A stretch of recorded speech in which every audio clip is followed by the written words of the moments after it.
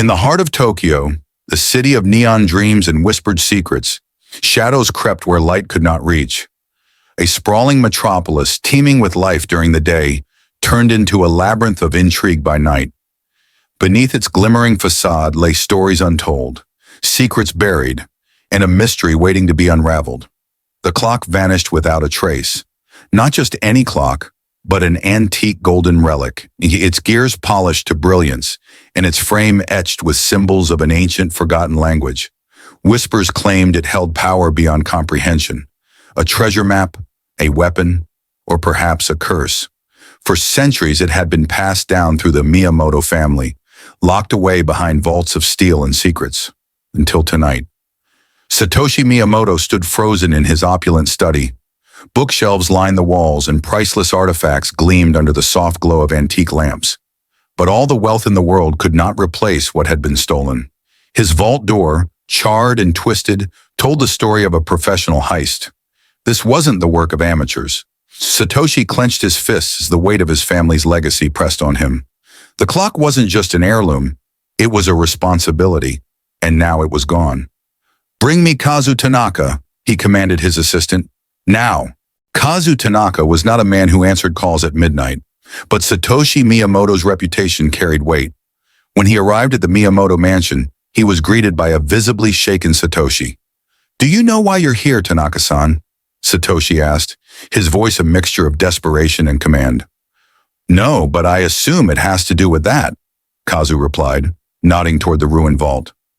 Satoshi explained the clock's history, weaving a tale of samurai treasure and ancient secrets.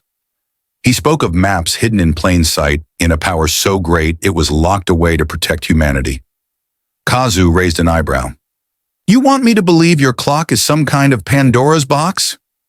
I want you to retrieve it before the wrong people open it." Kazu knew the streets of Tokyo like the back of his hand, but this case was unlike any he had faced before. His first stop was a hidden antique market in Asakusa, where smugglers and collectors traded artifacts without questions. He wandered through the maze of stalls, letting the underworld chatter guide him. A vendor, his hands trembling, spilled the first clue. "The clock. Yes, I heard of it. It's worth more than you can imagine. But be careful. The obsidian ring has taken an interest." Kazu froze.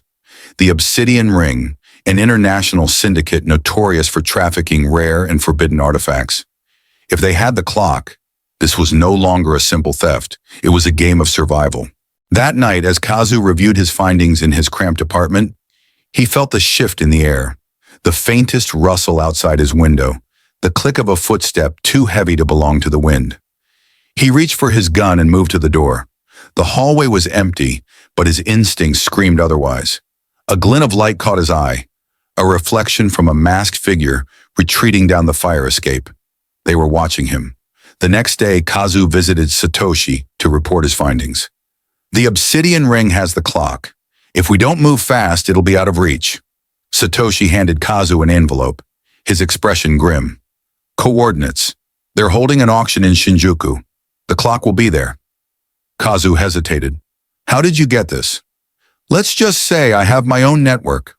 The coordinates led Kazu to a dimly lit club hidden in the underbelly of Shinjuku. Bouncers stood like statues at the entrance, their sharp eyes scanning for threats. Inside, wealthy elites and shadowy figures mingled, their faces obscured by masks. The air buzzed with tension as artifacts of immense value were paraded across the stage. When the clock appeared, a hush fell over the room.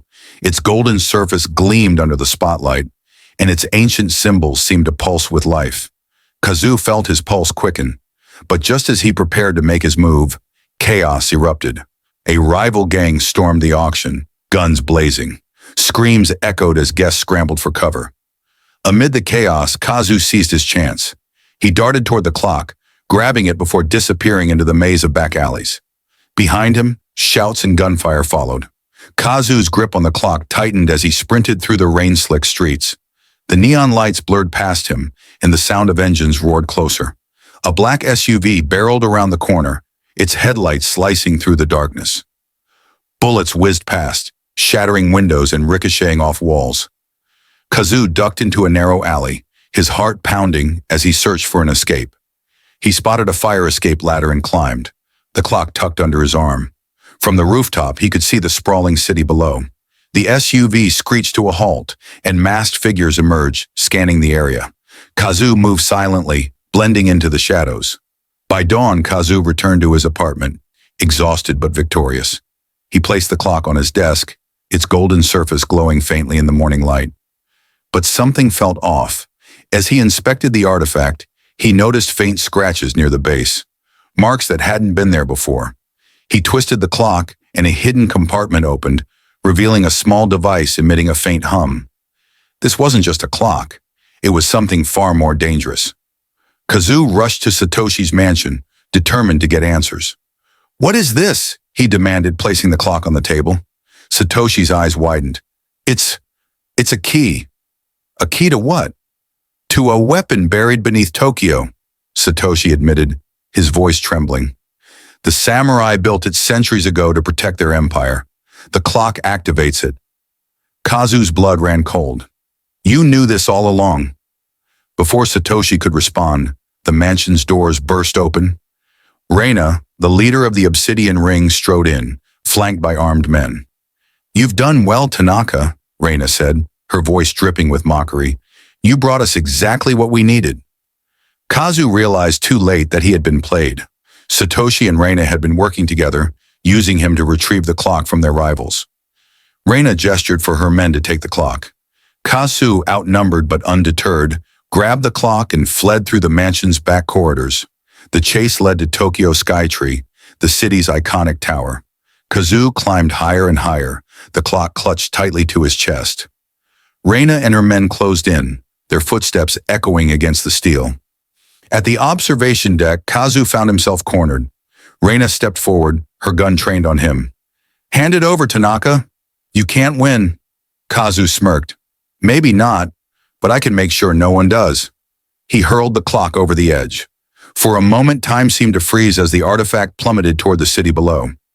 Reina screamed in frustration, but her men scrambled to retrieve the falling object.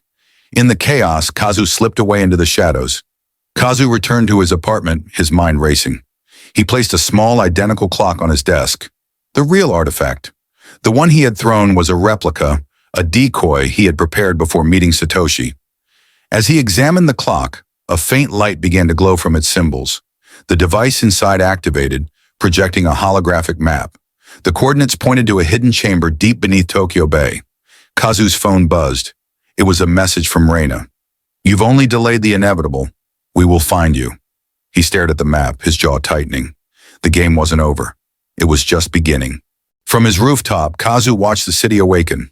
The clock's faint ticking echoed in his mind, a constant reminder of the danger he now faced. "The Obsidian Ring won't stop," he muttered, "but neither will I." As the first rays of sunlight pierced the horizon, Kazu slipped the clock into his coat pocket and disappeared into the bustling streets of Tokyo, ready to face whatever came next.